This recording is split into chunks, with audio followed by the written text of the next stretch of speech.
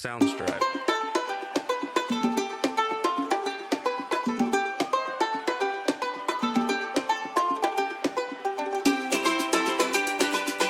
Soundstripe.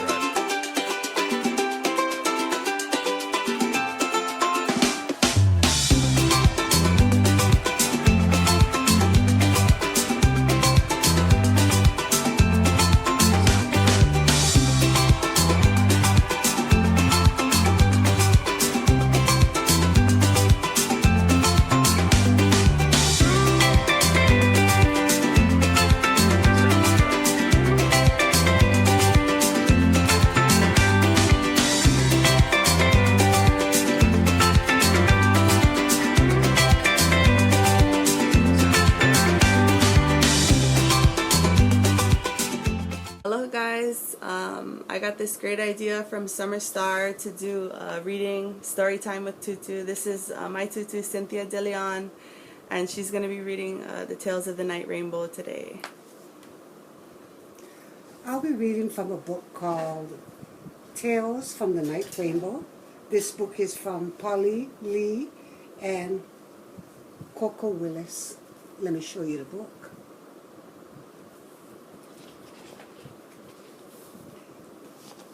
Tales from the Night Rainbow, Mo'olelo o na Po Makole, the story of a woman, a people, and an island, and all history as told by Kai Oli Kame'ekua of Kamalo Molokai, 1816 to 1931, recorded by Polly J. Lee and Coco Willis, Paia Capella Willis Ohana.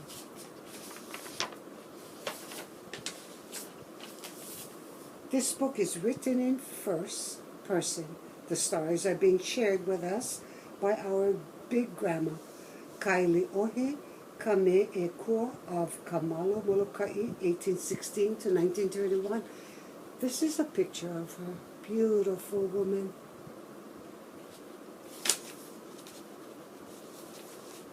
A sketch, by the way. There are many kinds of rainbow. The night, too, has rainbows. One, the encircling ring around the moon, is only a weather sign. The other night rainbow, Na Po Mokole, is seen only by a few. It is the spirit rainbow, the rainbow that holds our ancestors. When it is seen, it is a great blessing from all our family who have gone out of flesh. Many healings take place at this time, for our spirit family knows our needs and tries to help us. They give us knowledge and rekindle the light when it is weak. It is a time of unity, a time for family, a reawakening or renewal of those in body. There is no greater blessing on earth than the blessing of the night rainbow. Ho'ola'a, dedication. Mama ua noa lele vale. The kapu is finished. The words fly free. To Ka'aili Ohi Kame'ekua, Kumu Ku'u Hoa Kupuna. To Kamau Li'au Honua o Molokai, Kona akua, kona ao makua, uhi, aina pua, o na ohana paia Capella Willis, me ke aloha nui. I'll be reading the foreword, Olelo Ha'i Mua. This book began as a compilation of stories and remembrances for children of the Paia Capella Willis Ohana.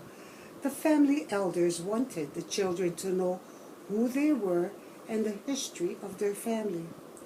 In 1983, the elders of the family decided to share these stories with all the families of Molokai and Hawaii, so they too could know something in their past. Historians and anthropologists may differ with some of the material, but this is how the stories were told, and this is how they are presented. Kaua ko kaula kuhai moana, Kai Mana Willis, ruling elder, Paia Kapela Willis Ohana. Ho'ohui, the introduction. Our family elders have agreed that the truths held in family should be shared with all the children of our Ohana family and the children of other family lines who have lost their family stories. History changes with the years. Most of it, it seems, is the view of the person telling the story. It is how he thinks it might have been. We can only speculate on how eras began. Any story told and retold will change unless every small detail is learned. There is also the idea that has been so prevalent among our people that you tell the haole, foreigner, anything and he'll believe it. Most Hawaiians have been prone to do this. It was a way of paying back for their taking our gods, our laws, and our land. The outlandish stories have come back to roost. However, for now, many of Hawaii's own children believe our people roasted and ate Captain Cook and other similar made-up stories. The joke is gone. Hawaiian history has become mostly fiction. How do we then correct these errors? How do we give our children pride in their heritage when there is no one to tell them? Our family was blessed. We had big grandma, Kaili Ohi. Although she taught us to not tell stories out of family, to listen to the boasters and the braggers, and keep our truths to ourselves, she saw it as very important for our own children to know the truth about who and what they were. Her own children were not interested, and stories were learned and kept by just few grandchildren. Today, these few are quickly leaving us.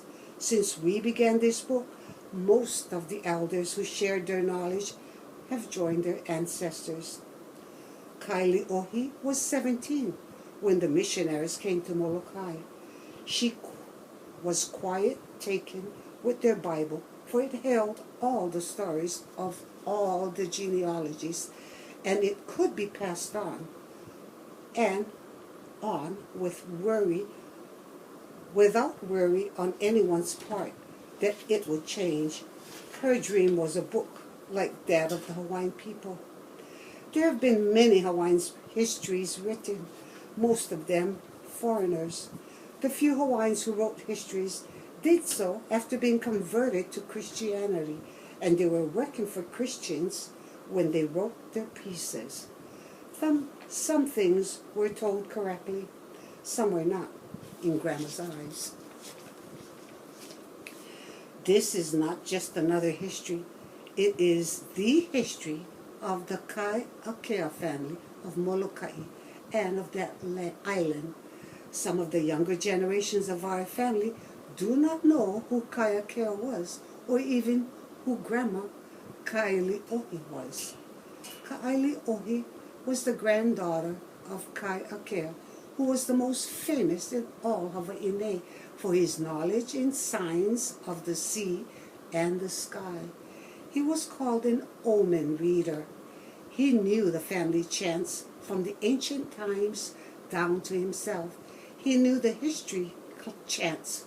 He is considered great today, and few Hawaiians have achieved that status. Kanaka had 10 children, and one of them a girl. Ka'akau Maka Veli Veli was his favorite. She followed him everywhere as a child, and he taught her all he knew. He took her into his halal school and taught her as he taught the men. She was quick to learn, and he was never sorry he had honored her in that way. When she was grown and knew many things, she moved to Kapuale and built her own school. We don't know what year that was, but it was during the time that Kahikili ruled Maui. It was there, at Kapolei that Maka found a school of Ho'opio sorcery.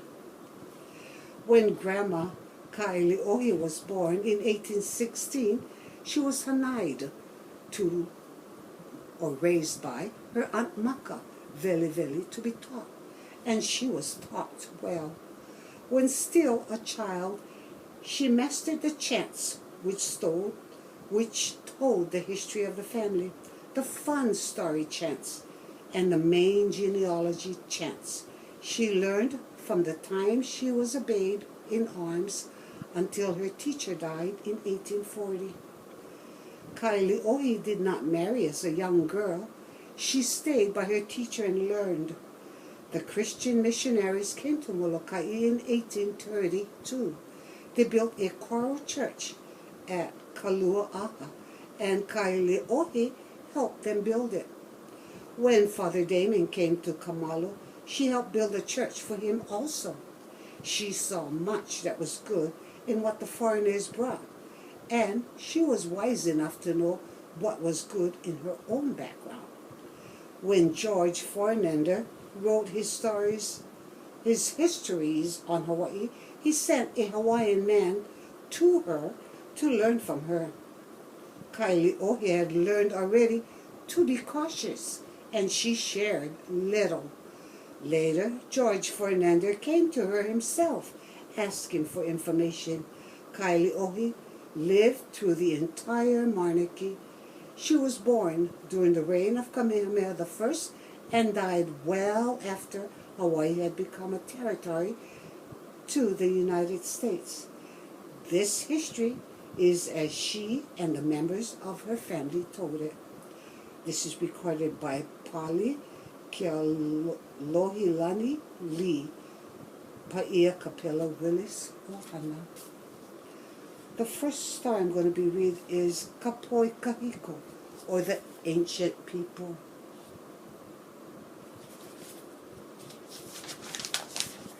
Ikalamai. Kapoi Kahiko, the Ancient People.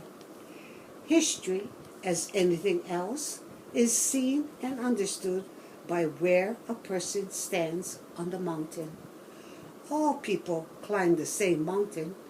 The mountain, however, has many pathways, and every pathway is a different view. A person knows and understands only what he sees from his own pathway, and as he moves, his view will change. Only when he reaches the top of the mountain, he will see and understand all the views of mankind. But who among us has reached the top of the mountain? Tomorrow, we too will see a different view. We have not finished growing. Most Hawaiian history has been written from the pathways taken by foreigners who wrote Hawaiian history as they saw and believed things to be. It was from a pathway taken by my family on Molokai that I tell these stories.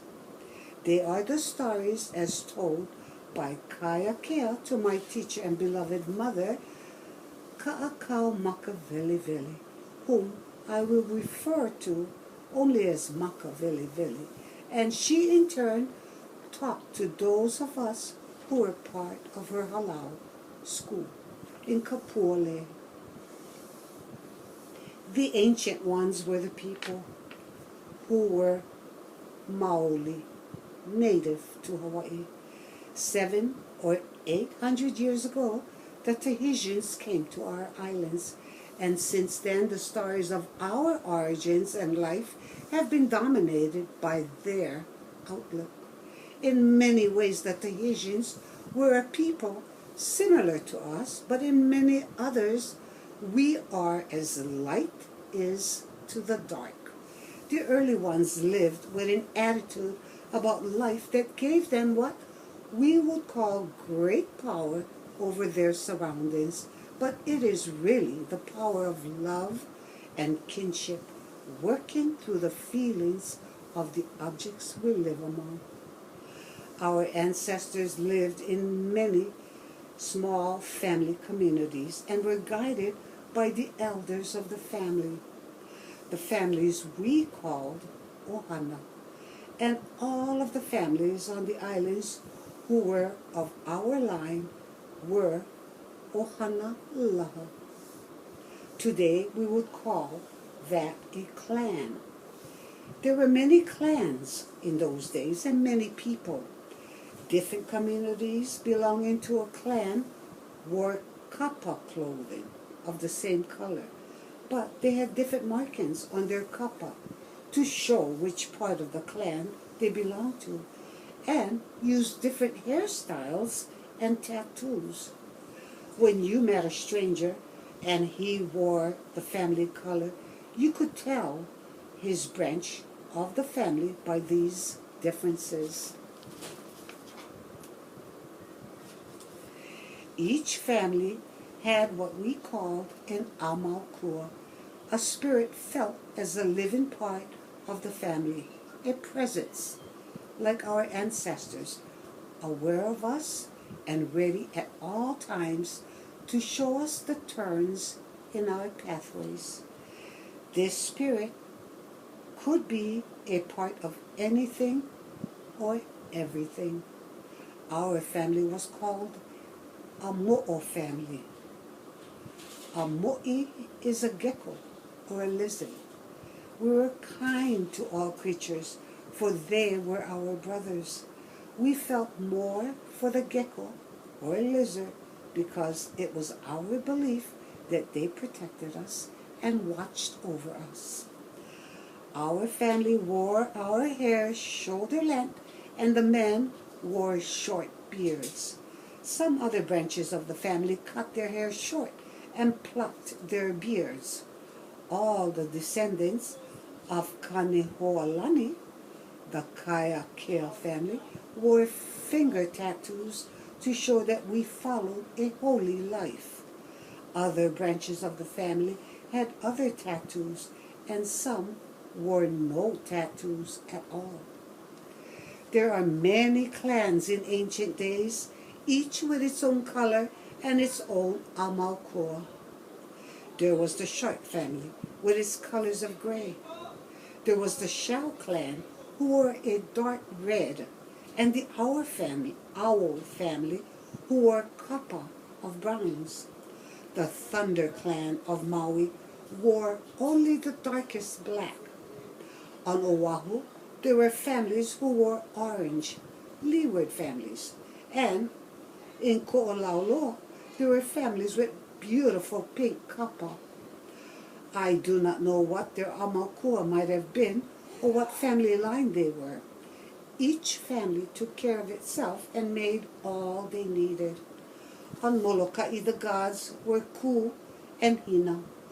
The temples, or heiau, had an upright stone for Ku, the male god, and a prostrate of flat stones for Hina, the female god. The temples of our family had a light which burned at all times, and someone was always there to tend to it. It was the belief of our family line that we had been here from the beginning. People had gone out from our land to the east and to the west and populated other lands. We had chants that told of such migration from our islands. We taught by stories and parables. One of the earliest and most important to us was, each child born has at birth a bowl of perfect light. If he tends his light, it will grow in strength, and he can do all things. Swim with the shark, fly with the birds, know and understand all things. If, however, he becomes envious or jealous, he drops a stone into his bowl of light, and some of the light goes out. Light and the stone cannot hold the same space. If he continues to put stones in the bowl of light, the light will go out and he will become a stone. A stone does not grow, nor does it move. If at any time he tires of being a stone, all he needs to do is turn the bowl upside down, and the stones will fall away, and the light will grow once more. A parable. The stories or parables were all teachings and reminders. The Maoli had stories of vines, trees, seeds, fish, earth, sea, and sky, the things that were common to the people and that were understood. When a child began to speak, the family began to teach him about the world of which he was a part. The ancient ones believed that at all time is now, that we are each creators of our life's condition. We create ourselves and everything that becomes a part of our lives. Any situation we might find ourselves in is brought about by us in learning the many pathways of life. Any time we wish to change our circumstances, all we have to do is let go of our present condition, and it will be gone. On the other hand, if we find it useful to continue, we can hang on to the problem and not release it. The early ones believed there is one body of life of which we are all a part. We had our land and sea and sky, and they, too, are a part of us. Everything that grew on our land and swam in our ocean, we called brother and sister. We are a part of all things, and all things are part of us, and the old ones knew this and lived accordingly. They did not destroy. They spoke to a plant that was to be picked and explained why it was being done. A rock, before being used as part of a new house platform or hayal, would be asked if it approved of being used in such a manner. If signs were against such use, the people needing the rock moved to another location and asked a different rock. It was far better to do something correctly than in a hurry or without regard for the effects of our actions.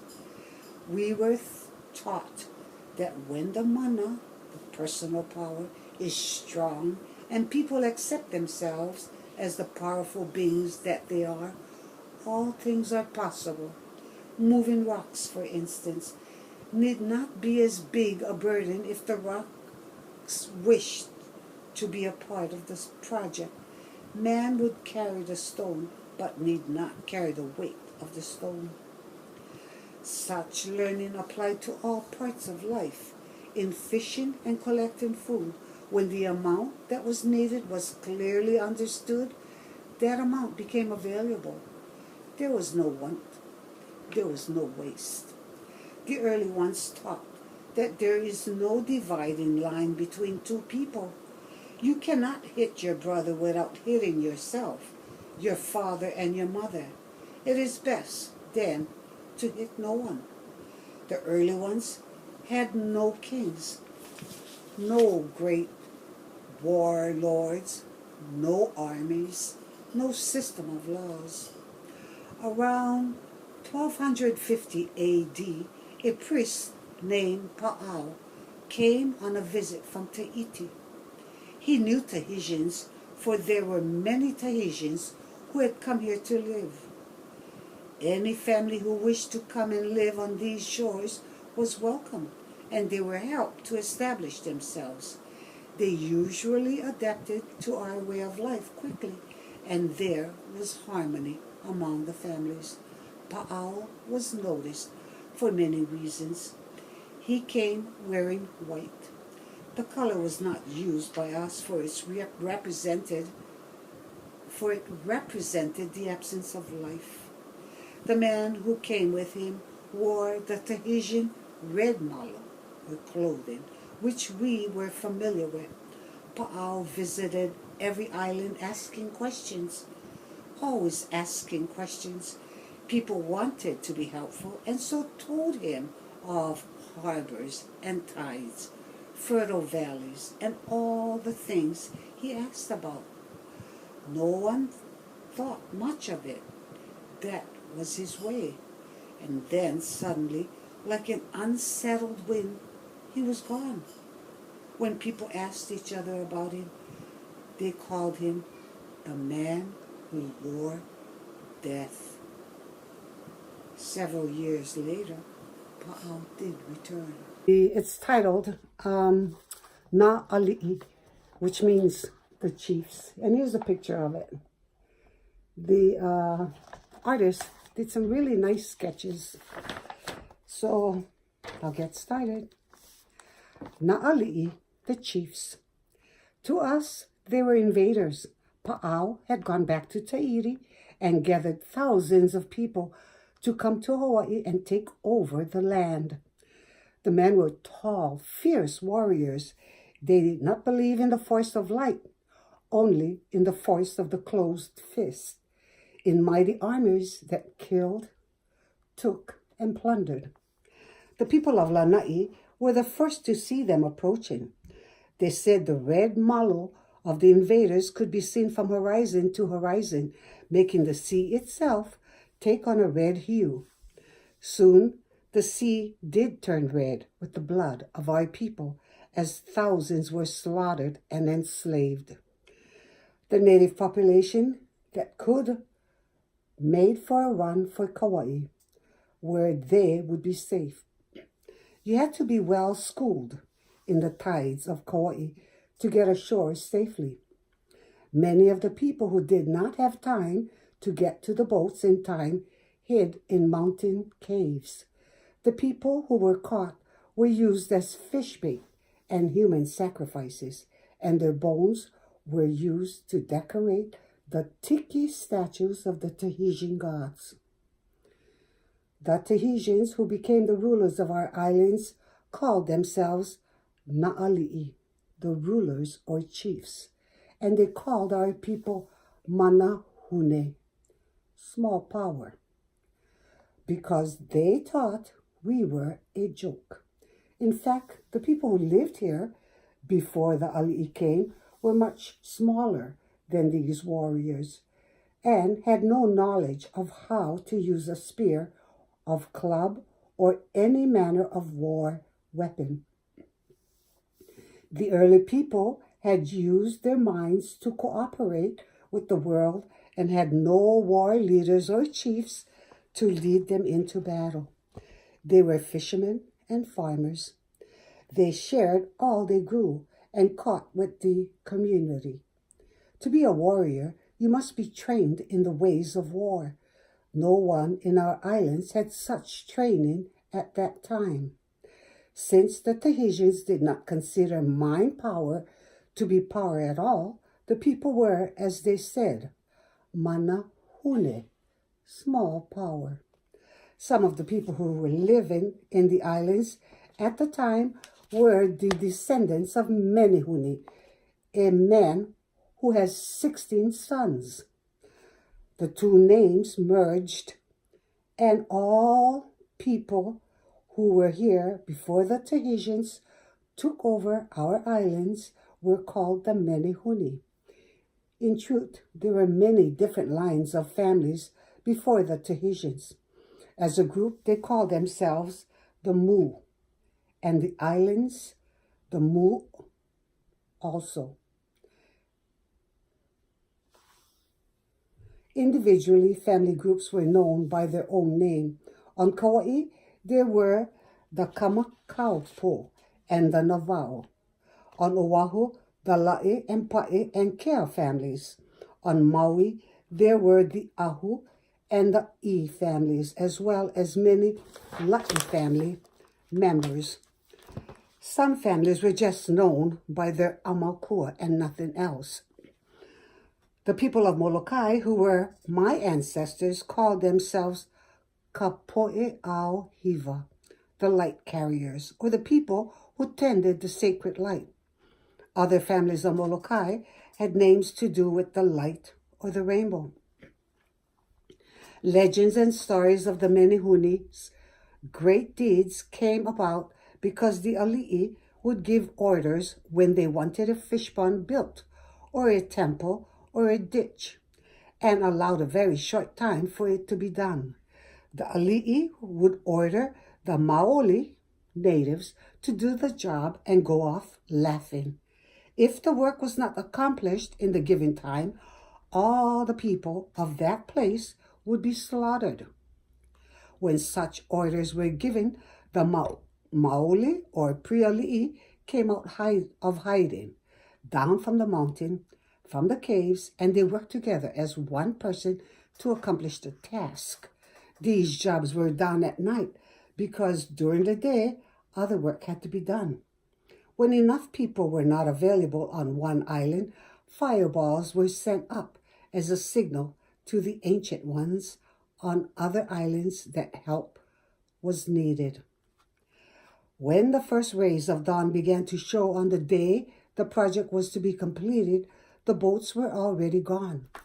The people had returned to their caves and mountains. There was no sign of anyone. Since the ali'i knew it was not possible for the people of that certain site to do the work by themselves, they thought the ghosts of their ancestors helped them.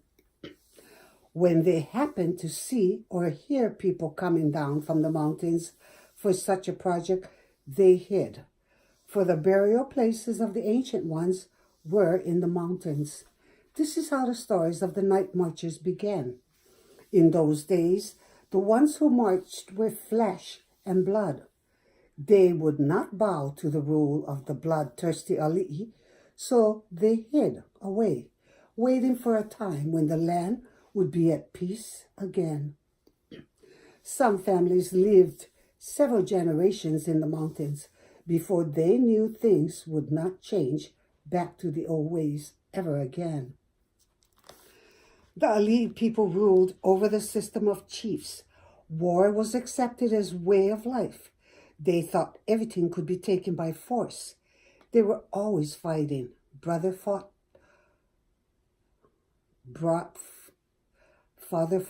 son. They had no peace in their hearts. And as it is with wars, no one won. For with wars, all lose. On Molokai, we were not bothered as much as people on other islands, but we had our time of trial also. The ali'i feared the people who lived on Molokai, for they thought all who lived there had great personal power. The reason for this belief was that Pa'au's warriors came to invade Molokai's shores. They found the people standing there waiting for them. They did not run. They stood together as a silent army. No feasts were raised. When the warriors began to beach their boats, the chanting began. It began small and became a mighty roar. The warriors threw their spears, but they fell short of hitting anyone. Men trying to come onto the beach were falling back into the surf, choking, unable to breathe. They did not invade Molokai's shores at that time. They called Molokai Pule O'o, powerful prayer, and this was brought back into being many times through the centuries after that. In time, there was mixing of blood. The lines that had more of the pre-ali'i blood were called sacred, and the chiefs who had such blood were called the sacred chiefs. They came to conquer our islands, and in many ways were conquered themselves. They took many of our chants as their own. They took many of our teachings as our parables. Many ali'i came to Molokai and walked among our people as friends or family. They gave us no orders. Some of the children were raised by the learned ones on Molokai, so they would know all things. Some of these men grew to be great chiefs.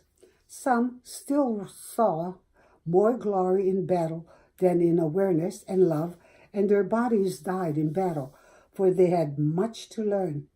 Although some returned to their warring ways, others did not. To us, they were invaders. They took our women and our heiau. They felt free to walk among us and take our food or whatever they desired. They gave us orders and called us commoners. We were not commoners. We were the ancient ones who had lived here many generations before they invaded our shores with their red malo. They came to conquer with raised fists and war clubs. Many would put them down and pick up a simple bowl of light. This is the end of this second chapter in the book.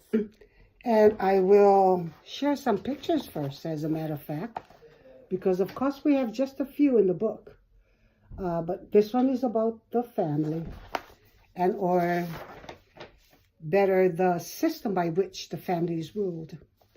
Ka'ohana kahua. Although we lived in a communal society and much of the life possessions were owned by the whole community, each individual's personal possessions were treated by others with the greatest respect. A person's belongings were seen as part of himself, and to trespass on his possession was to violate the man himself. To steal from someone was to take part of his mana, or personal power. Therefore, anyone who was a thief was expelled from his family. No mistake or crime being Maoli concept, was seen as worse than this. A person might suddenly become angry with another because of misunderstandings. He might strike out at someone and a fight might take place. This was understandable. To steal, one first had to plan, and the taking was a deliberate act against another. The Ali'i put thieves to death. We did not. The fear of banishment seemed to work for us, for few were ever guilty of stealing. The few that were, during my lifetime, were frightening for me to see. They were told, as a meeting of the entire family, that from that time forward they did not exist. They would not be spoken to. They would be ignored, and even if they were to walk among us, they would not be there. They were now kaua. They were dead to us. In fact, they were less than dead, for we honored our family in spirit. The outcasts just ceased to be. Some of these people would throw themselves into the sea to die. Others left and were not seen again. We never spoke their name, so we could not ask family or people of other families if they had been seen. This was an old rule of the family system and not challenged to my knowledge. This law of ceasing to be was a very powerful one. We needed no other. When a child was born, he was presented with a mat and finely beaten kapa by his family. These would always be respected as part of himself. As long as he lived, no one would step on his mat without permission or touch his kapa. At times, a person was given permission to sit or sleep on another person's mat. A person never crawled beneath another's kapa. Each person lay down covered by his own kapa covering. However, whenever a person traveled, when he went to war, to the Makahiki Games, on a business journey, or anywhere else, his mat and his kapa always went with him. When he died, they were burned. For two people to share a mat beneath the same kapa meant they were married. When it was a love affair, from a chance encounter, a mat might be shared, but not the kapa. Sharing a kapa had to be acceptable to both the man and the woman. As a rule, the calabash or bowl of an individual was not touched by others, but there were exceptions. The elderly in the family were far more strict about their bowls than the younger members of the family. They had learned and seen people become ill from this and considered it a bad omen. The sharing of the large poi calabash and container of fish was done by all. It was only the individual's small calabash that was kapu. The elders of the family had several mats and kapa as well as their calabash. These were often cared for by one of the younger members of the family. With the ali'i, each chief had a younger brother or a son of a brother carry his calabash, his spittoon, and his hair and fingernail clippings, as well as his many mats and kappas. This person would walk in the shadow of the chief, and the honor was tremendous. Our family was not ruled by the ali'i chiefs, except indirectly. We were ruled by our elders of kupunas, for they had lived longer and were wiser. Among these elders were the masters of the family, the kahuna. The elders of our family handled all disputes within the family. They also handled problems family members had with some from another family or with the ali'i chiefs. The family colors were of the utmost importance to family members. This was true of our family and every other family. Ali'i o maka'ai nana, which is a person not of an blood, literally the eyes of the land. Our colors were our identity and our pride. To use the colors of another was foolish. It could be the color of an enemy or a line superior to your own, and it would only invite trouble. To use a color that was not your line said you had no family pride. The family color was sacred. Within the family, all first cousins, sisters, and brothers and half-sisters and brothers were simply called sisters and brothers. All of the generations of the parents were called makua, or parents. All people of older generations were called grandparents. We called them kupuna. Individually, they were called tutu and their given name. We loved them all, for they first loved us. When you did not know the genealogy chants of your family, it was extremely difficult to know which pair of these many kupuna were your individual line. To most of us, it didn't really matter. A child did not belong to one set of parents, but to all the family. To tell our parentage, or the line of family, we used an a. As in speaking of my mother's line, I would say, Kailiohi a keakau ilike a luahine. If I was speaking to my family, my father's family, I would present my grandfather first and then my father. Kailiohi a kai a kea a pe'e lua. If I did not know who the blood parents were, I just stated the grandfather's name. Many people on our island had names with a la'i for the great line of la'i. Many had a kea for that line, and many used mahi for the line of the mahi chiefs. These were the three main lines left of the old ones, and who had lived on Molokai. So many hundreds of years before the Tahitians came to our shores. When Kaui Ke'au Ule, Kamehameha III, declared the grand mahele and the land began to be divided among the chiefs, Garrett Judd suggested to the king that all Hawaiian people be made to take family names. Many of the people did not understand, however, and the mix-ups were many. Many people did not know who their actual father was, and many questions arose around family circles, and in our family, a lot of giggling. It seemed so silly. The Hawaiians believed that land could not be owned by an individual. They shrugged their shoulders when the haole came to the mission station to explain what was being done. More foreign nonsense was the general opinion.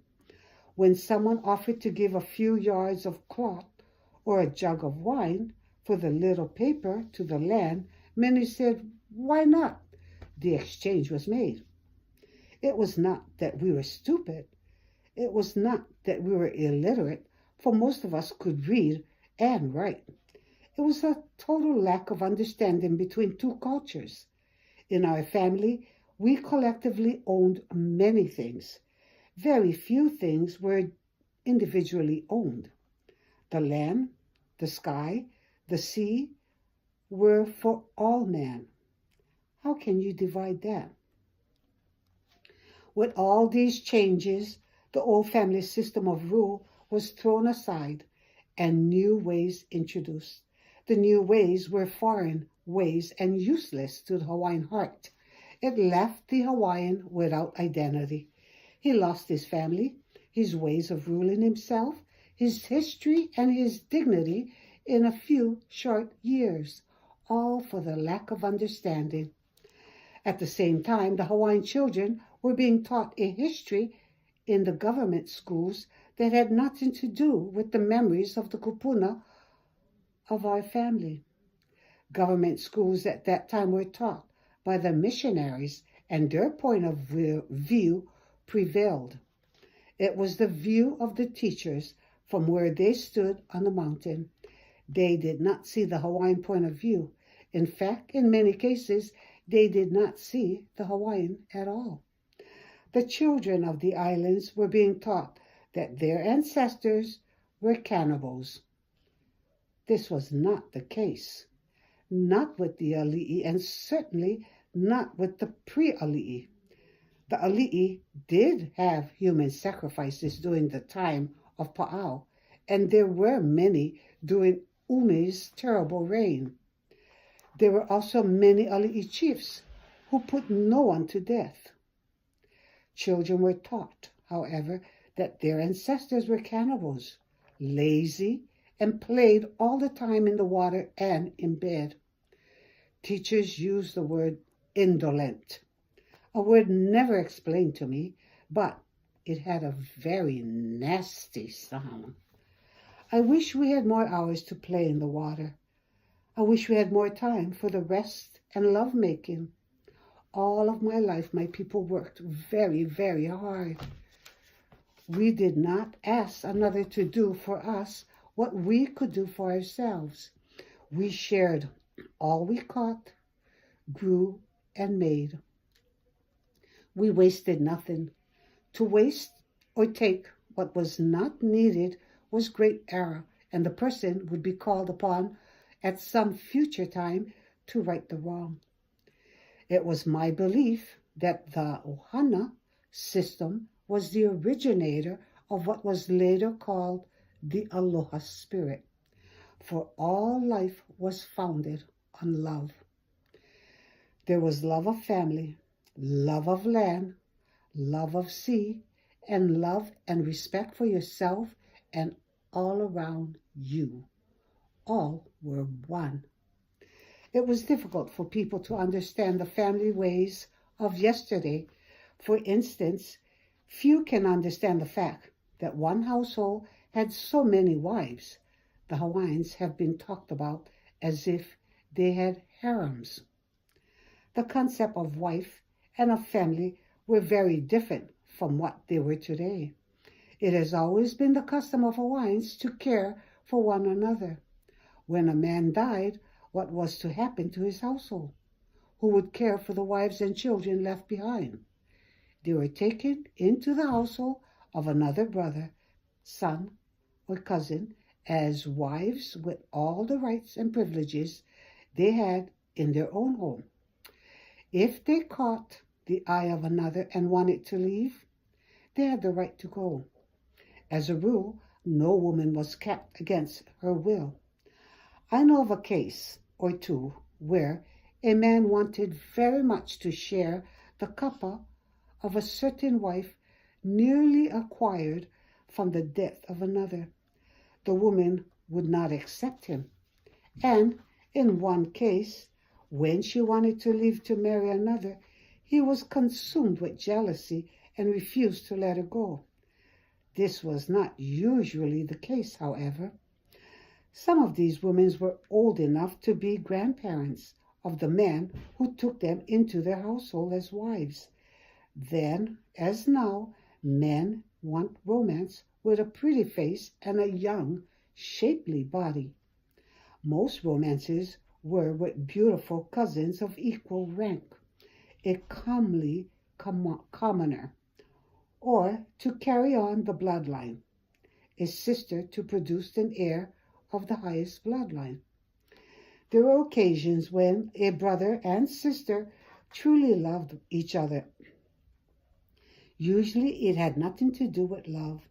The sister would be kept isolated a month or so before the coupling took place with the brother. After that, sometimes before as well, she was allowed to her own husband and her own household. That she was having children by two men at the same time seems strange to people now, but it was done in an orderly fashion. It was not a running from bed to bed kind of business. When a man wanted to take a wife, but it left a sister alone or an elderly mother, this person would be taken into the household also. Some of these women lived out of their lives without sleeping with that man. Sometimes their stay would be a few months or years until they saw someone they wanted and who wanted them. Then they moved on. While they were in confines of his home and they were called wives, women, ali'i and commoner alike, always had the right to refuse to bed with a man. This pertained even to sisters who were to carry the bloodline. Sex was not seen as something a man could demand, and the woman had to submit. They were equal in the meeting and sharing of the responsibility. Some women would flaunt affairs they had with high chiefs. A child born of such affairs was sometimes taken into the household of the child's father, and sometimes the mother too, not as a wife of any station, but the comforts were there, just the same. High chiefs also used their high ranks to claim the favors of young girls. Keawe Kekahi Ali'i o Nā Moku, a high chief of Hawaii, was noted for spreading his seed throughout the islands. It is often said that no man walks in Hawaii that does not carry the blood of Keawe Keahi Ali'i o Nā Moku in their veins. With him, I think ali'i and commoner alike were afraid to say no when he requested favors. He was a fierce warrior and not one who bothered with the feelings of others, regardless of their station in life. There were many kind ali'i. One of the best was Kamehameha Nui, ruler of Maui. When he died, he passed the rule to his younger brother, not to sons. Kahekile, and technically all his wives and wives still in the household that had come from the household of their father, Kekauliki, went to Kahekili also. Some of Kekauliki's wives had died and others had new husbands, but some remained. Namahana, who was the sacred wife of Kamehameha Nui, refused to go. She had her own lands, kept her own counsel, and kept the wives of Kamehameha Nui and Kekauliki with her. The reason she gave was that Kahikili, who was now 59 years old, lived too quiet a life for her.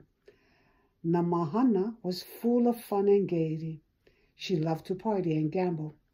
Her household was full of guests and drinking of all the time. If she were to go to Kahikili's household, all that would end. He lived a quiet life. He had 2 wives, spent his time swimming and surfing, and did not drink liquor. Kahikili was angry with her, for her lands by right were now his, for they had been his brother's. He had a few choice things to say about her, but he let her go her own way. Kahikili took no other wives when he became high chief. He once stated that had he known his younger days that someday he would rule, he might have wooed a few pretty young girls. He was an excellent sportsman, but a reclusive man. He never drank of the ava root, and he spent hours walking beside the ocean, swimming or diving with 1 or 2 male companions. Family to us on Molokai was seen as a solid unit, a whole of which we were each a part of. In actuality, the family was a community or a group of people living together, growing together, working out their problems the best they could, all connected, all learning and growing and assisting each other in their growth. We were all related in some way. Many generations, many fingers of the same land, parts of one body. Each ohana was generated by a group of kupuna, or elders. Age alone did not make a part of this group.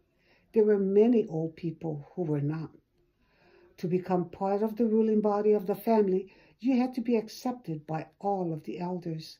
Everything was decided on consensus of opinion. The ruling body varied in size and always consisted of kahuna, experts of many kinds. When a person proved himself through years of hard work and wise thinking, if they were known for being loving and unselfish in all things, and had mastered many of the family's secrets, sooner or later their name would come up, and the kupuna would discuss making this person a part of their group. No vote was taken. If everyone was in agreement, then at the family aha, or meeting, they were requested to join the other kupuna who ruled. On the upper part of the circle, it may sound simple. It was not.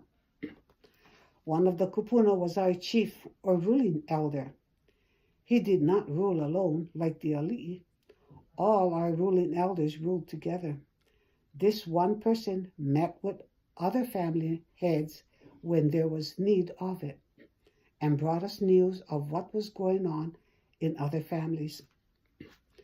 The ali'i had ruling chief elders too, but they were not the family line. They were the political supporters of the chief who had appointed them. These ruling bodies were called councils, and later, after the foreigners came, they called them the Privy Council. Most of the members of these bodies were men, for they fought the wars, but on occasion there were women appointed to serve. Ka'ahumanu was given the seat her father had held in the council when he died. Many ali'i women had served before in other councils, and the women who were regents after her death had important places in the council. In our family line, it was possible to serve in more than one family council. Makaveliveli served in her father's council before his death. She was a member of our kupuna, our elders, and served in family councils for 2 of her brothers. Makaveliveli was a teacher and a mystic who was not always around when a family council was held. When she was with us, she did not always choose to sit with the elders. If family members wondered why this was, they kept it in their hearts and did not ask questions. Family members did not question the family council. The decisions were made. The decisions they made were considered law, and the family abided by them. They had the greatest mana and knowledge. For this reason, they were our elders, our leaders. We did not argue with them, even if we disagreed in our hearts. The kupuna ruled at all aha family meetings and aha aina meetings where food was served. They handled all disputes within the family and problems family members had with outside. When an aha was called, no one questioned going. The rule was, if you were alive, not dying, or laid up with 2 broken legs and got up and attended, it was not questioned. It was done. At the aha, matters of importance to the entire family were discussed, and once a year, plans for the makahiki were made. Family members were reminded of teachings when it was felt that one or few needed to be reminded. One teaching that people needed to be reminded of most frequently was to say that one forgives and then not forget is not to forgive at all. Forgiving and forgetting are part of the same whole. To say you have forgiven and continue to bring up the problem is a great error and is to carry a large rock in your bowl of light. For the reason of forgiving and forgetting, many elders did not wish to discuss the past with the children. Starting to tell stories of long ago could often bring back old hurts, old feelings and resentment and anger. Stones long gone would arise again. Some who had moved on into the spirit world might be dishonored.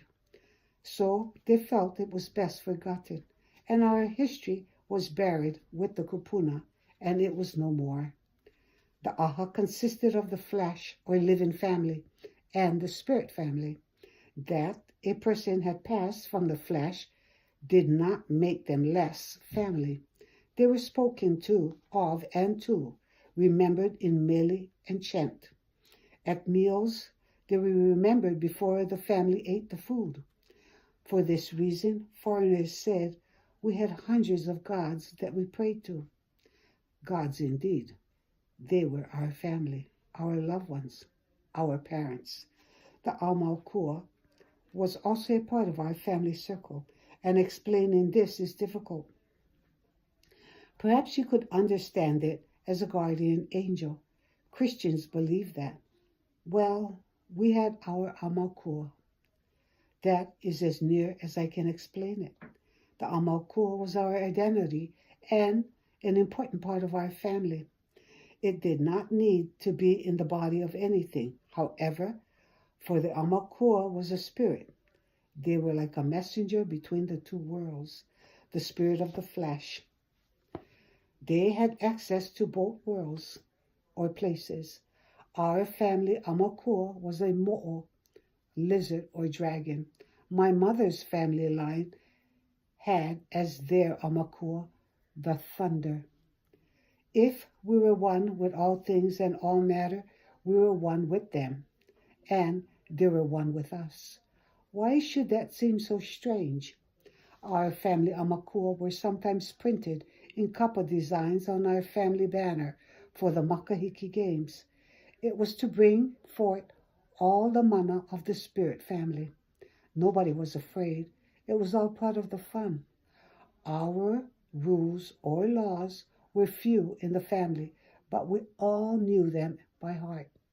All were free to come and go and do as they wished, as long as they did no harm to another.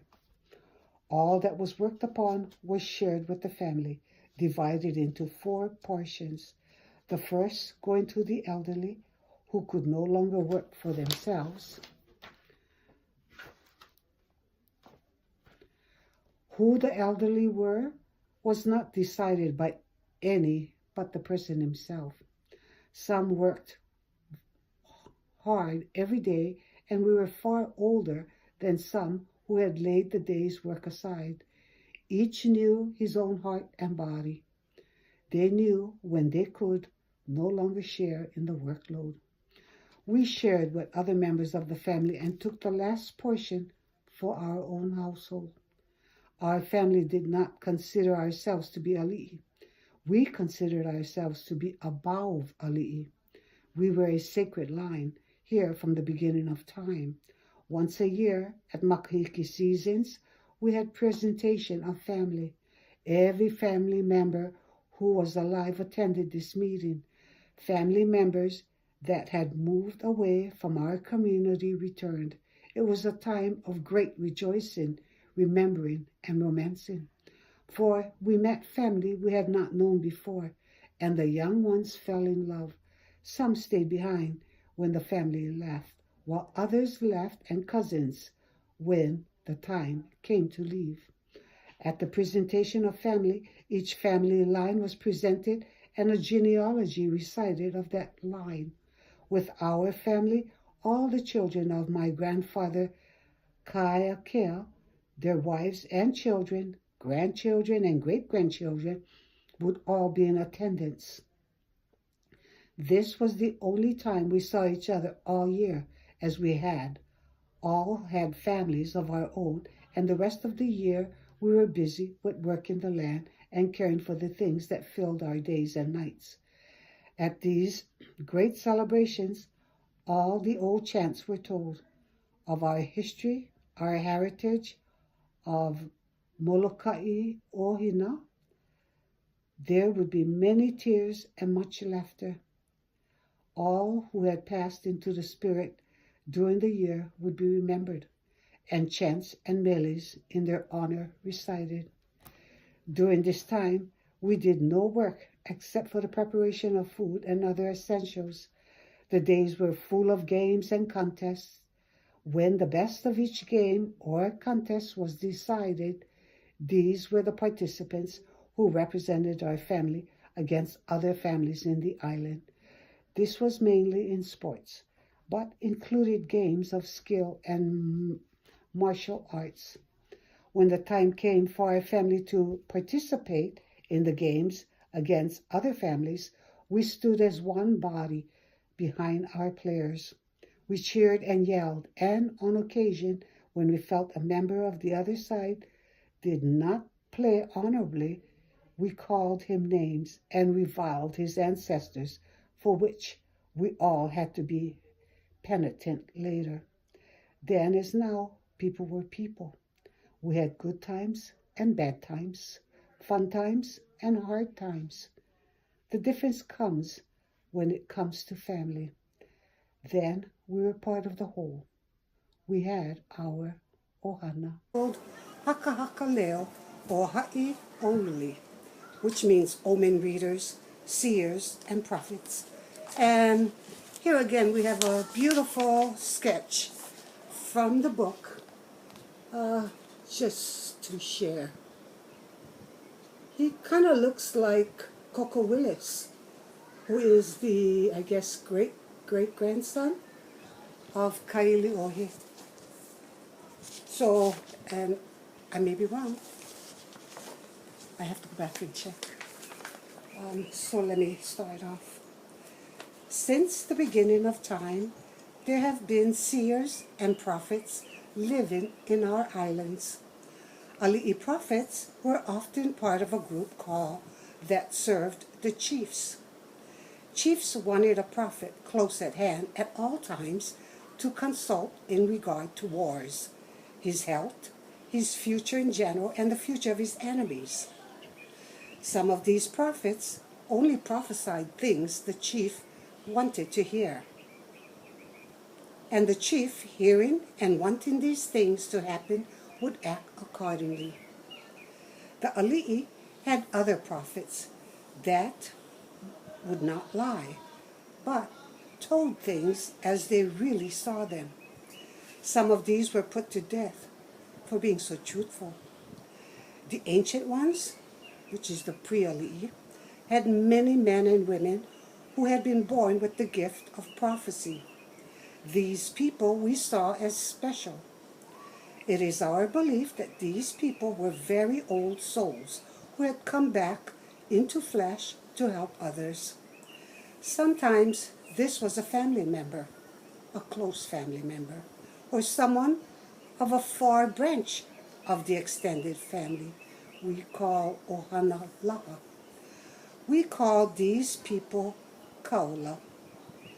It meant prophet, but it meant more than that. It meant pure energy, a true light carrier. Many of these prophets were also teachers. Around their schools, halal, and temples, heiau, they had many white tea plants growing and kukui trees. These were a sign to any who needed refuge that this was a place safe from the storms of weather or the storms of life. Kaula were not people who would seek the limelight.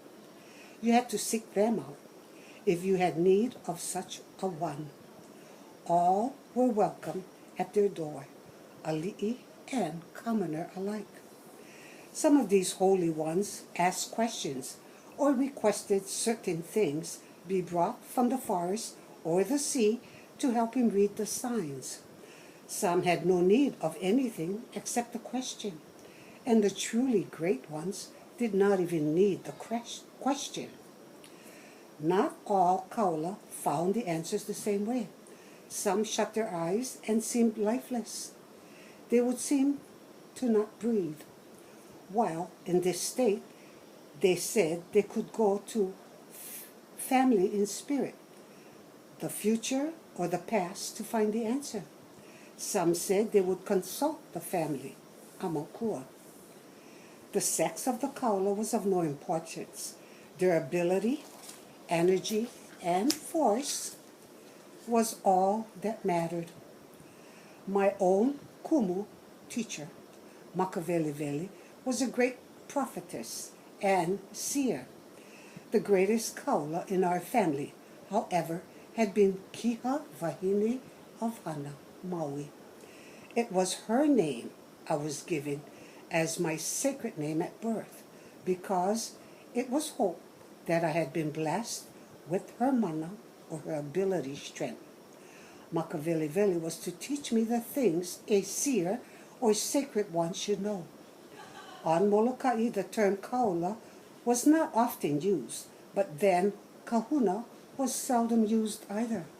Perhaps this was because we had some of the most outstanding prophets, seers, and sorcerers of Hawaii, nay, living on our island. Lani Kaula of Pu'uko was a great one. Kai Akea was perhaps just as great, but in different areas, and his daughter, the famous Makaveliveli, were just a few. When I was about 13 years old, there was a memorable experience involving one of the elders of our family. I do not know the name of the prophet who was involved in this happening, but the incident has always remained fresh in my memory. My great uncle had broken his hip and it would not heal. The bone doctor had worked on him, but the bone would not stay in place. The elders sent prayers to our ancestors, and all of us who loved him also prayed in our own way. Offerings were made at the family altar. The herb doctor gave him medicine so he would not be in pain, but still he did not get well. One morning, my uncle asked that he be carried to the Kukui Heiau in East Ohia. It was an agricultural heiau, but Uncle had heard they had a great healer there.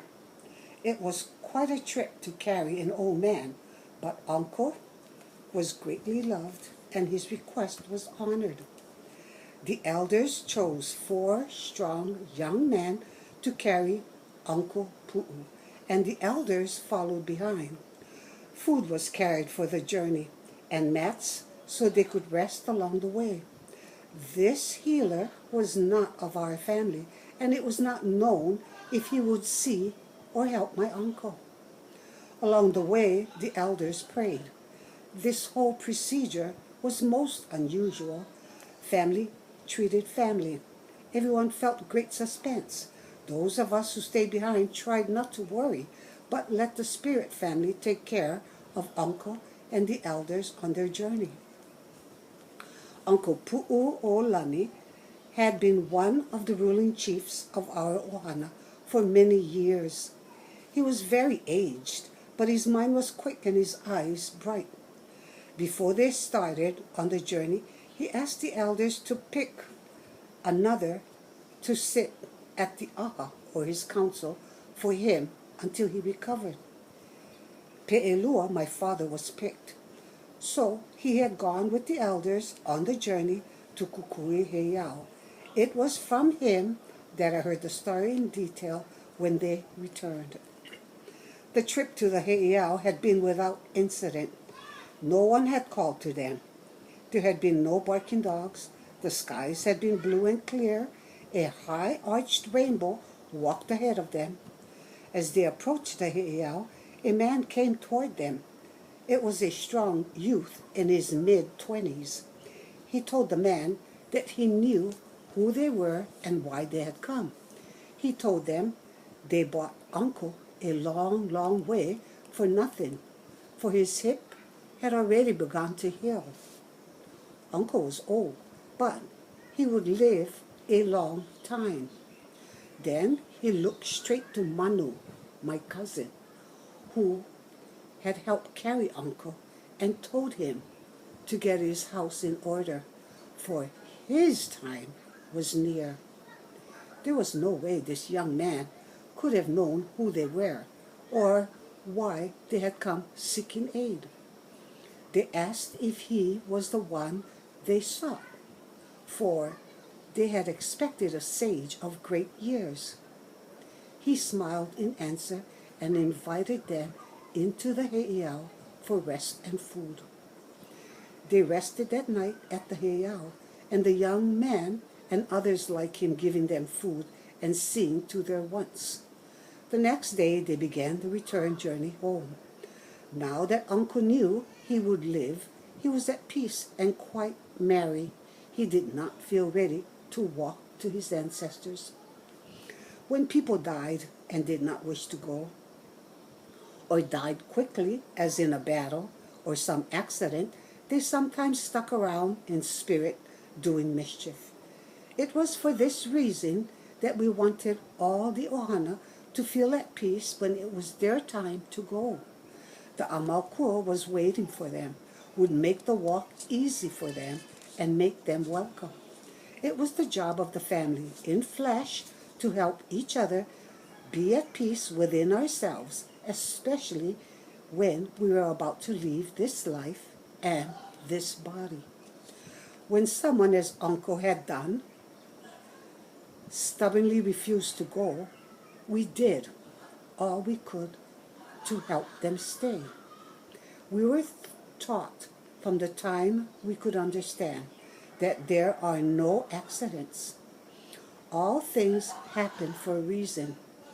We may not know what the reason is or the moment, but to always be happy even for misfortune, for with it comes some wisdom that we could not have had otherwise. In Uncle Pu'u's case, he lived several more years. Uncle had some difficulty walking after that and used a stick or cane, but when he finally passed over, it was in his sleep, with a smile on his face. My Hanai mother and my cousins who lived with me at the halau felt perhaps Uncle Pu'u had to go through such pain so that Manu could know it was time for him to go. He was the young man who carried Uncle's leg on the journey and whose death was foreseen. No one spoke of what the healer had said about my cousin Manu, but no one forgot.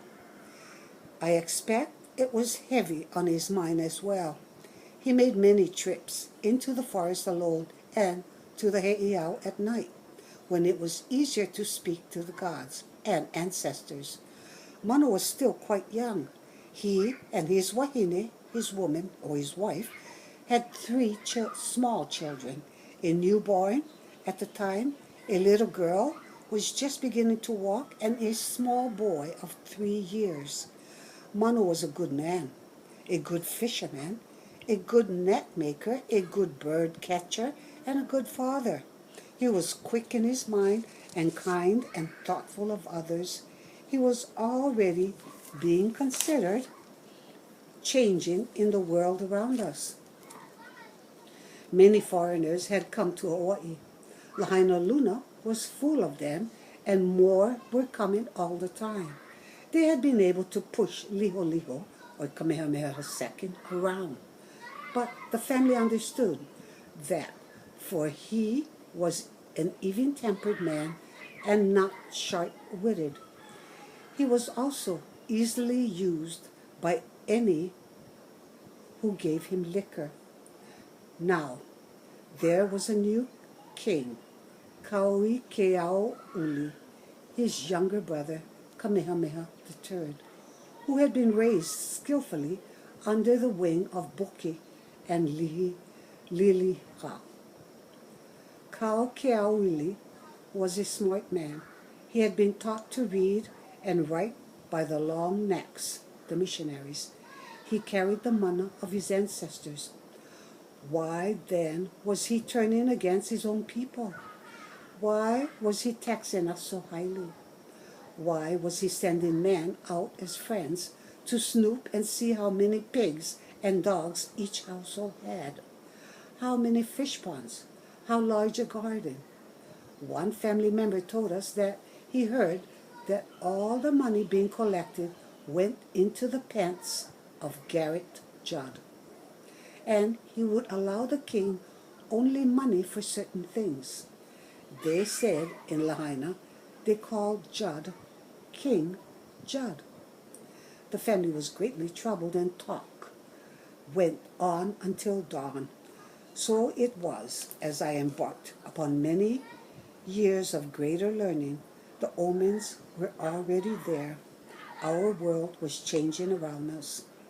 None of us spoke of the prophecy of Makaveli that they would run us over and stamp us out. But there were none among us who did not carry the thought. When I look back upon those days from later years, it was not difficult to understand. Our own teachings of love and light had made us vulnerable. We welcomed the foreigners with aloha. When they asked for this or that, we tried hard to make them happy. We did not know that man thought they could own things like land or ocean rights. These things were for all of us to use. The ali'i parceled off things for their own use, but with a new ali'i chief, these things changed. Our rights were curtailed only temporarily. The foreigners were not able to see or understand how we believed, and from their pathway on to the mountain, we were not able to see how they thought and felt from ours. We of Molokai believed in the light. We tried to keep our bowls full of pure energy and to light the paths of all who came our way. Our people had been taught by holy men who had come to our shores centuries earlier that there was an enlightened one. They spoke of him as if the sun shone from his back, and the ali'i had copied this on their burning back kapu. When the missionaries came, they showed us pictures of Jesus. He was surrounded by light. The stories they told us from their Bible book were full of loving one another. So we all became Christians. I became a Christian many times. I found that I was also pa'a, locked into the past. I continued to go to the halal to meditate and spend hours in meditation. I could see nothing wrong in trying to keep my bowl full of light. It was difficult for me to understand why the foreigners did not wish to see anything from where we stood on the mountain. In my years of schooling at the halal, I had learned my lessons well and knew you do not question the teachers, and kept many questions in my heart. Others did the same. I was observant, however, and I listened to what was said and what was being done. What the foreigners said and what they did was not always the same. This was their stone, and so I let it be. My heart was often overflowing with tears I could not shed, and was being often frightened. One of the men who came to our island to teach us love told us that we should have only one man. Yet he slept with my niece, and she was not his wife. These rules, these new laws, these new teachings, these new people were destroying us. The Ali'i, with all their might, had not been able to do what was now being done without a fight, a war, or a wave of his hand. We were being destroyed with ideas. Ideas that we could not understand. I tried to help those foreigners. I spent many hours removing myself from my family, calming the fears that constantly arose within me. I must be strong. I must continue, for Hawaii must continue. The first year after my dedication, I was kept busy learning chants. There were chants for everything. Chants to begin the day and chants to end it. Chants that were said only at night and chants said only during the day. During that time, I began to realize why we had been trained so skillfully in memorizing fast and correctly.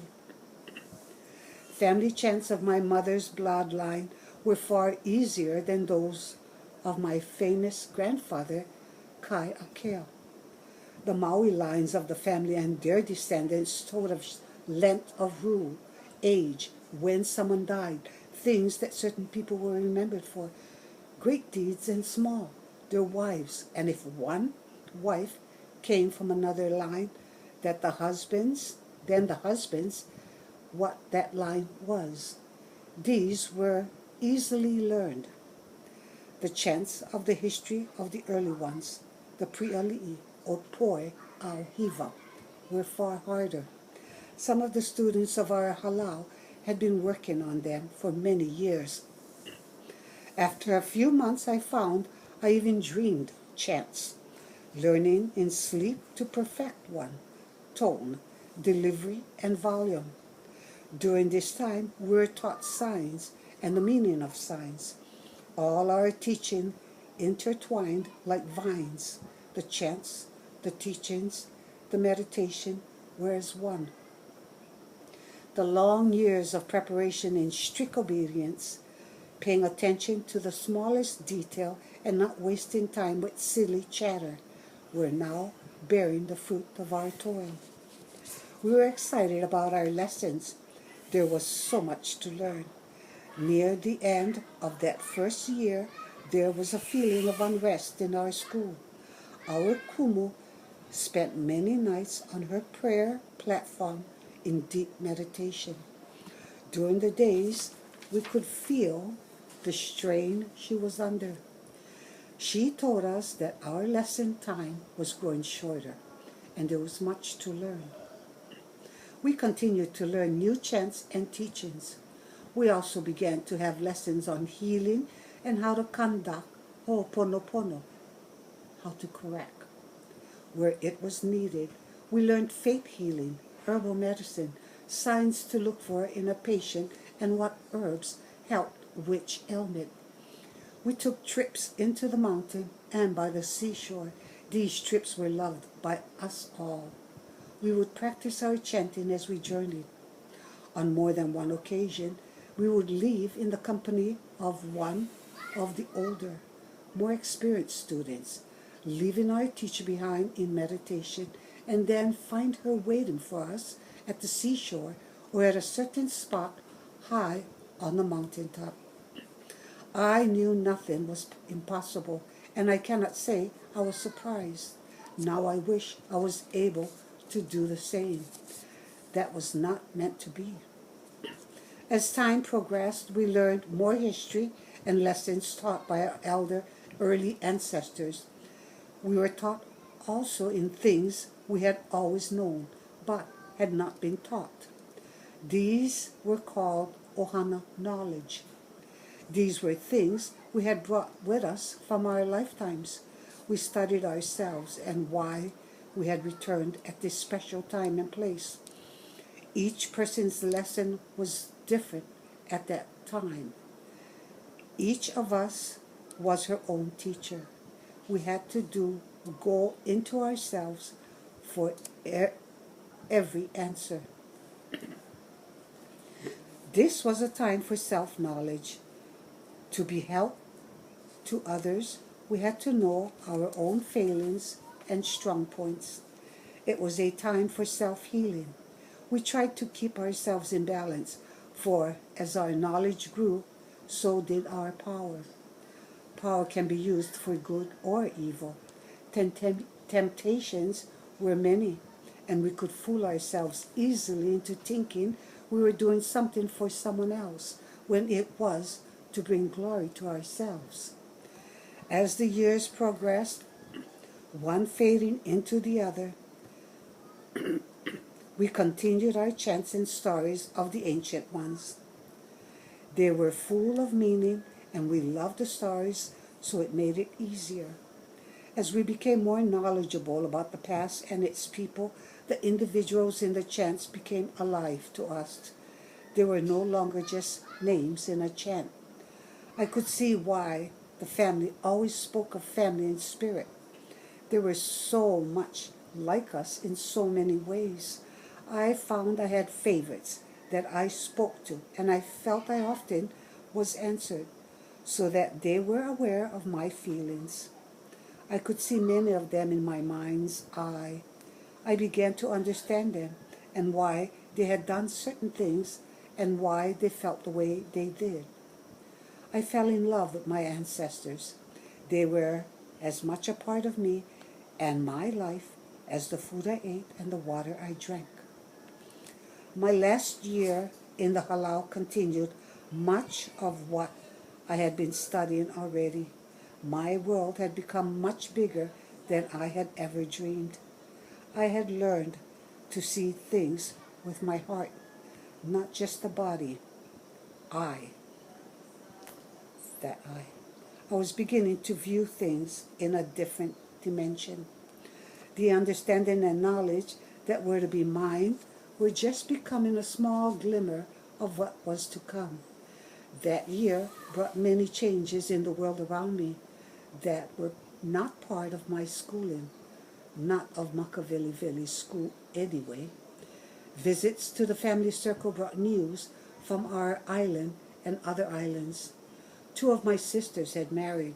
Some of our family had gone to Lahaina and others to Honolulu.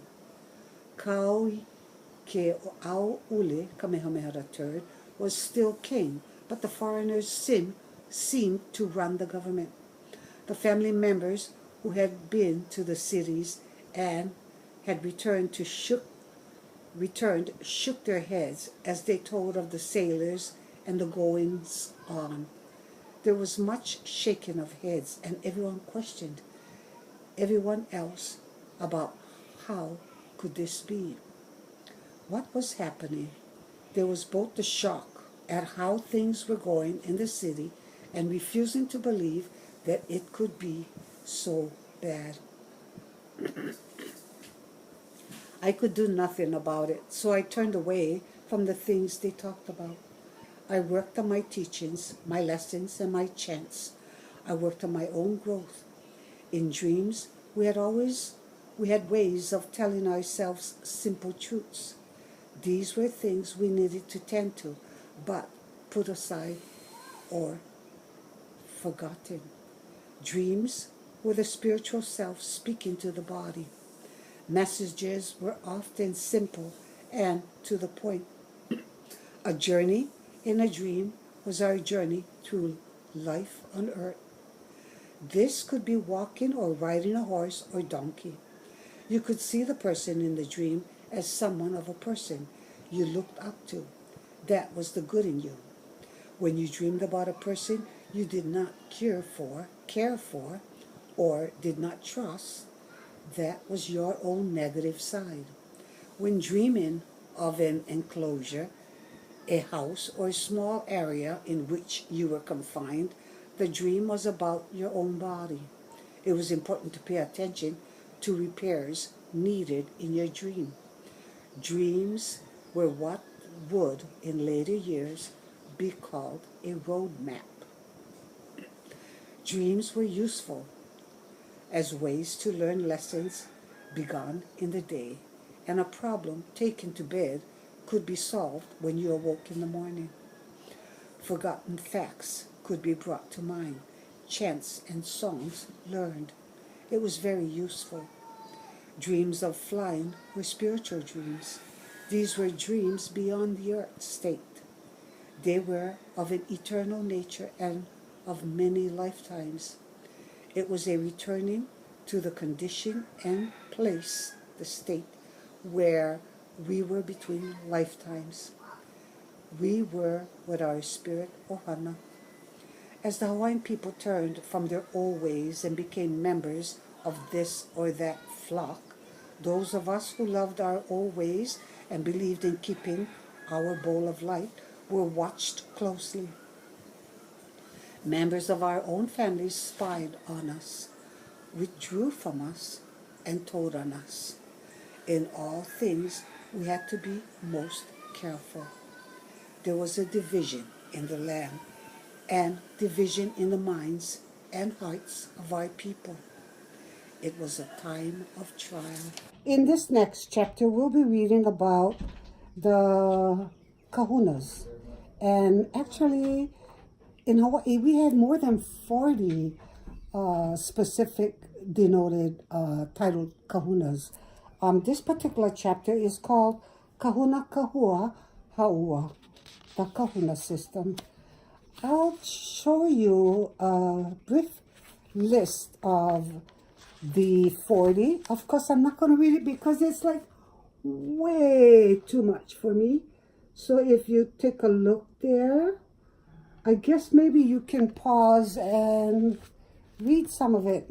I'll just mention maybe for some, like in particular, a bone setter or a massage expert or an herb doctor, tooth doctor, tattoo expert, dream interpreter. It goes on, midwife, canoe maker, etc., etc., etc. I will skip over that and start off with our reading here.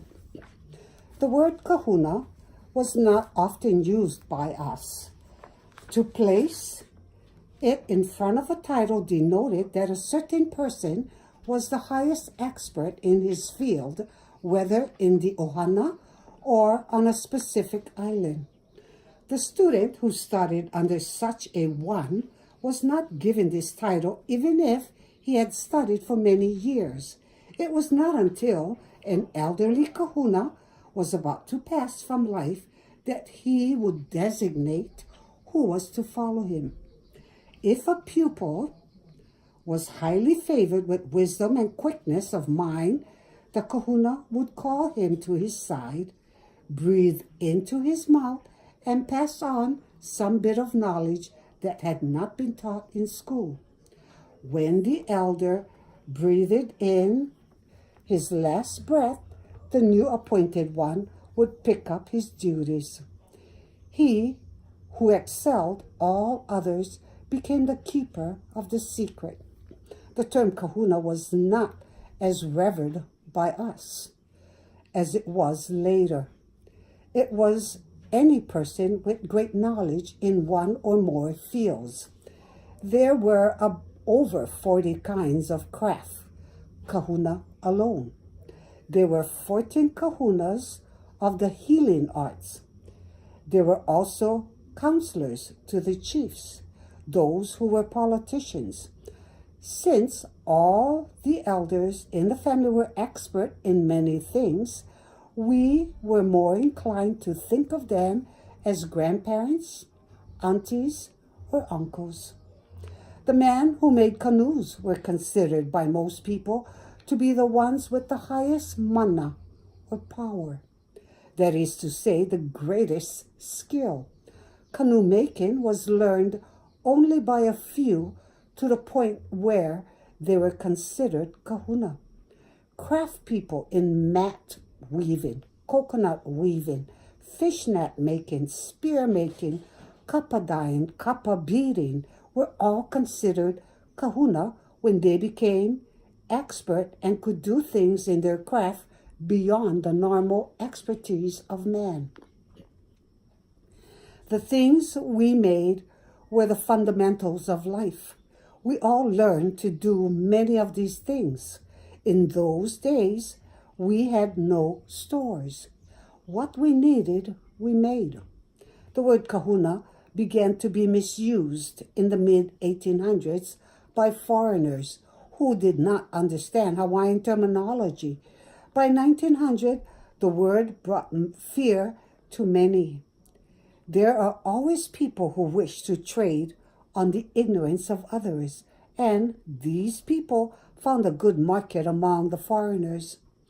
There were Hawaiian people who sold herbs as love potions and who used other herbs and prayers to end problems or to bring pain or sorrow to an enemy. In the islands at that time, there were many foreigners. On Oahu and Maui, they rushed to get potions with one hand while they held their Bible in the other. It made the elders of our family shake their heads for those of our family who participated in such dealings. They made money, for they were well paid for their herbal potions.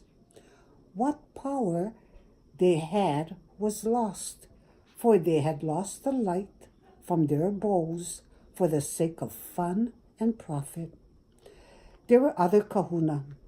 These were the priests that lived at the heiau, the temples, the ones with the great power to tell the future, raise the dead, touch you and heal you. These people were called seers, sorcerers, or kaula. They lived alone or with students and were only seen when someone searched them out. Today, they would be called priests. They took no money for what they did. Still, today, the test of a person being full of light is, do they change? Do they charge a fee? If they do, beware. Those who carry the light help all people who ask for assistance. They, in turn, will be assisted by another when it is needed. Although it was customary to take food to be offered to the gods when going to the heiau, or the temple, it was not necessary to take a gift to the priest.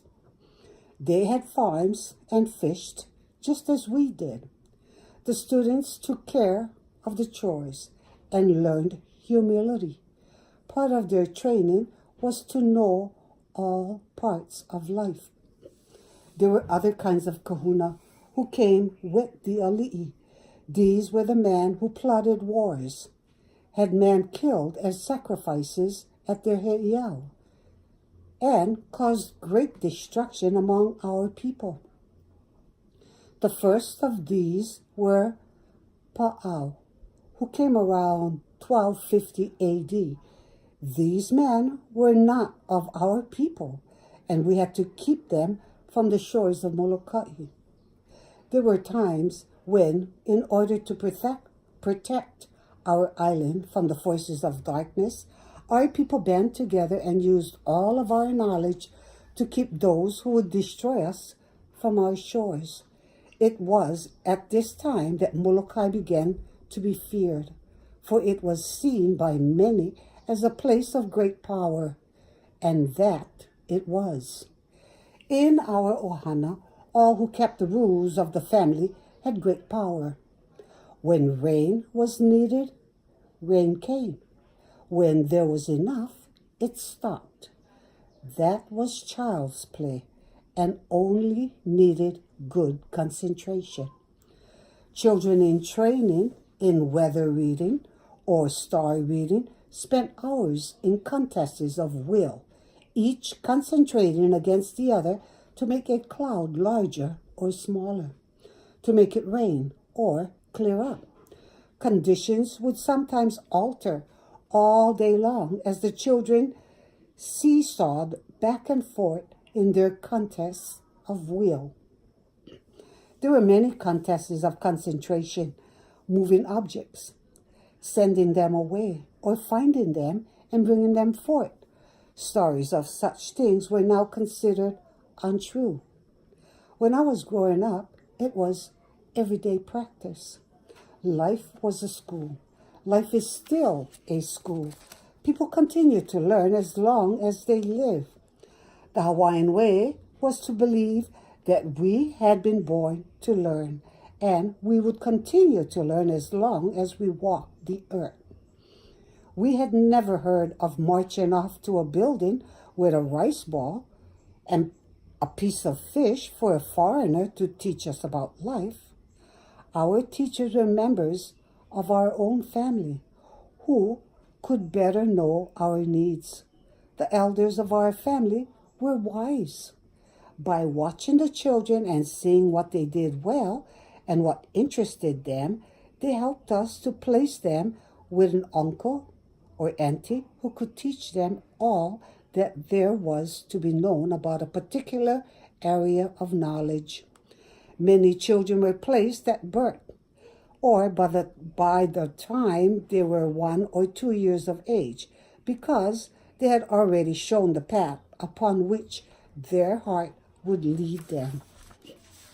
These children, because of signs at their birth, were given to someone to raise and teach in a certain craft or art.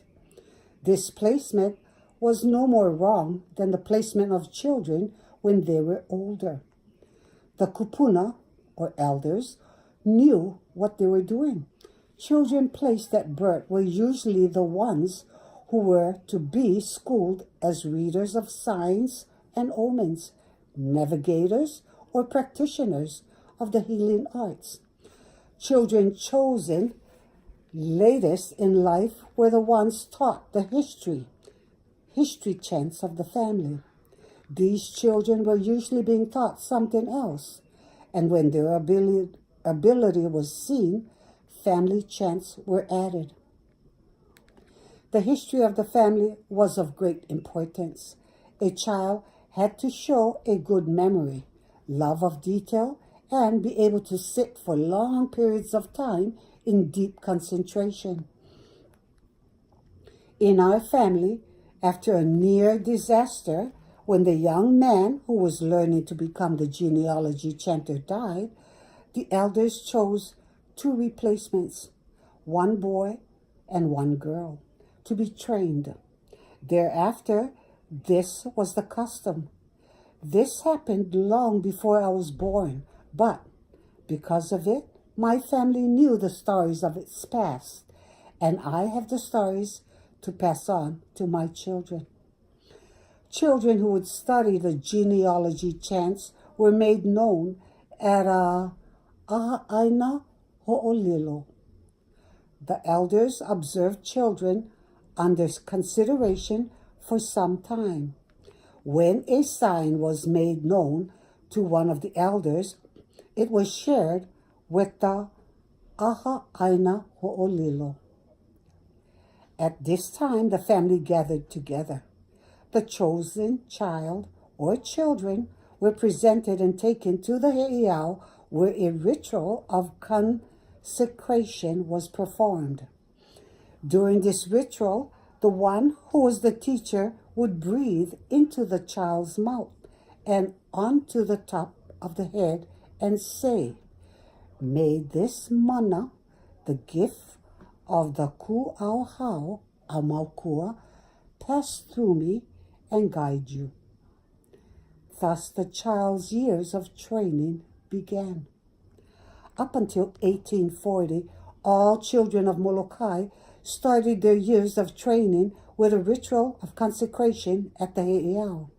More and more thereafter, this ceremony was carried on between the teacher and the child at the place where the teacher lived. This was due to the growing feeling among the people that to go to the heiau was to bring shame to themselves if discovered. By the turn of the century, going to the heiau by any except the very old diminished. The young wanted to do things the holy way. Many parents felt shamed by their children, so they discontinued all ways.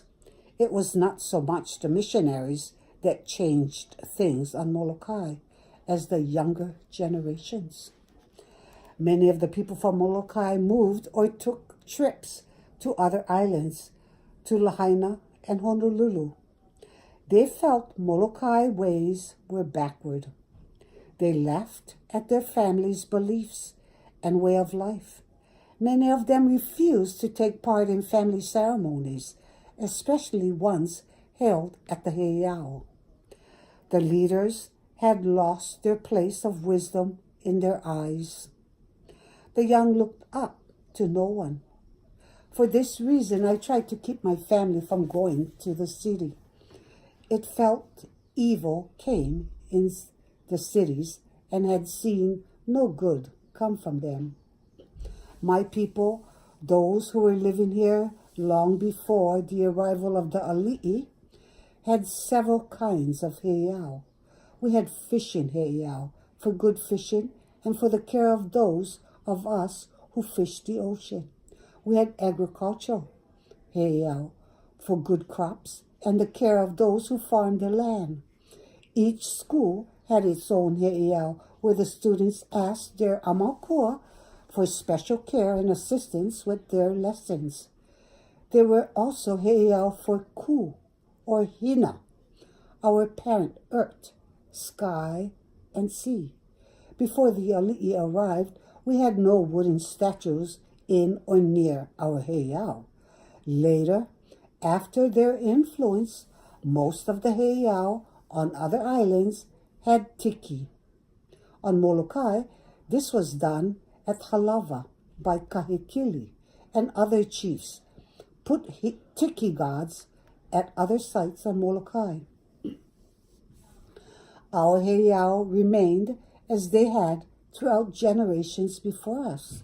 Our people, the pre-ali'i, used the upright stone to designate Father of all, Ku, and the prostrating stones to designate the Mother of all, Hina. When anyone in our family found a stone that was long and smooth, we would wrap it in a tea leaf and take it to some sacred place or to the family worship center. It was always considered a good sign to find such a stone. The rock had life just as we did. We felt it made the stone happy to be in a sacred place. I still think so. We did not think of the heiau or the people living there as having supernatural power. We were taught that all things were natural. We were one with all of life. Each particle of sand, each drop of water, all was a part of the whole. All things were counted by 4, probably because we had 4 fingers on each hand. When we took gifts to the heiau to put on the lele stand, they were in quantities of 4. 1 was for the earth from which the food grew. 1 was for the life-giving force. 1 was for the cleansing ocean, and 1 for the purifying force of fire. It has often been said that girls did not go to the heiau. Under the ali'i rule, I cannot really say, but in our family and at our school, we had a heiau, and it was very much part of everyone's life. I had always been very interested in my spirit family, so I prayed to them, made offerings to them in thanksgiving for my blessings, and no one ever hindered me. When I was old, my grandchildren and great-grandchildren informed me that girls did not pray. Only the man in the family prayed. That the man had the right to put women to death for entering the man's eating house or in heiau. It might have been an ali'i rule, but when the ali'i lived among us, they did as we did. My grandfather, Kai Akea, had the reputation of disregarding any and all ali'i rules he did not agree with. The practices of healing were made the same in all of Hawaii. The family Amakua was asked to help bring about good health. Those in the family who were in the healing arts worked with any person who was ill. They would talk to the patient of great length and about any stones they might be carrying. They would pray that all stones be dropped from the patient's bowl of light, and if anyone in the spirit world had ever been offended by the patient, that the person in the spirit world forgive the one who now suffered. There were times that patients were told that their illnesses was part of their learning process. This was to help them learn some lesson that they had up to now and refused to learn. The lesson may have been humility. When such a thing happened, the family accepted it and helped in any way it could. I prayed to Ku and Hina because they were our first parents, looked out for us and cared for us. I in turn loved them. I did not ask them to help me with my problems. If I had troubles or there was a family illness or death, I would go to my teacher and Hanai mother, Makaveli. Sometimes I was told that was wrong before I was able to make a statement of what my problem was. There were times when finding a solution to a problem was not easy. Trouble was sometimes caused by someone outside the family circle. If the elders thought this was the case, they had us all wear tea leaf leis called la'i lei. If this happened, we all recited that the ill return to the place of its origin. May the one who sent the problem or illness accept it back and free us from its grip. If for any reason one of the great healers was sent for to offer aid, it was important that all signs be good. It was always best to not arrive before his meal, or for them he might not come. If he did not come and someone called to him from the rear, it might turn without finishing his journey or seeing the patient. Now it would be called bad manners, but then it was seen as a bad omen. At such times, when prayers were offered, they were sent to everyone. We sent them to the Christian God after he came to the ali'i gods, and to the family Amakua and all of our ancestors. At such times, a feast was prepared and presented to the Amakua. We prayed, Oke aka ka oko, o kai o ka mako, which means yours, the essence, ours, the flesh. They got the smell. We got the food. Then the leftovers were burned, but the leftovers were usually few. Later I learned that the Chinese do this when a family member dies and at other certain times of the year. It is a small world. Our family had a special aumakua. It was called Mo'o Kiko and lived near the heiau in Kapuale. It was a giant lizard, we were told, and when I was small, I had dreams of him. I did not ever see him. I felt no fear, for if he was a part of our family, there was no need to fear. Some said the mo'o was Makaveli, and that she was a mo'o. I have no doubt, but I heard the story when she was 5. When I became old, there were those who called me Mo'o Kiko. I am sure they did not mean it as nice, but to me, it was not an insult. I would smile. There is so much for us to learn. We are all so far from the top of the mountain. Soundstripe.